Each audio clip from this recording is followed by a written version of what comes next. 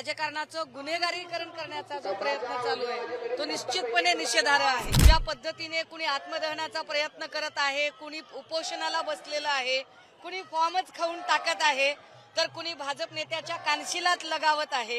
हे सगळं जर बघितलं तर मला एकच गोष्ट जाणवते, ती म्हणजे भाजप फुटीच्या उंबरठ्यावर आहे। एकाच वॉर्डमध्ये 2 जणांना फॉर्म दिला गेला होता, हे कळल्यानंतर दुसऱ्या उमेदवाराला तो फॉर्म काढून टाकला। म्हणजे समाधानकारक जागा पण कालपासून उमेदवारी अर्जाच्या निमित्ताने जी राजकारणाची हास्य जत्रा चालू आहे ती अत्यंत रंजक आहे। ज्या पद्धतीने कुणी आत्मदहनाचा प्रयत्न करत आहे, कुणी उपोषणाला बसलेलं आहे, कुणी फॉर्मच खाऊन टाकत आहे, तर कुणी भाजप नेत्याच्या कानशिलात लगावत आहे।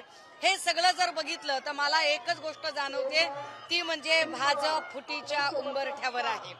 कारण काँग्रेस जेव्हा खूप ताकदवर झाली आणि काँग्रेसमधल्या अनेक लोकांना त्यांच्या महत्वाकांक्षेला धुमारे फुटायला लागले, तेव्हा काँग्रेसमधनच हे सगळे पक्ष बाहेर पडले होते।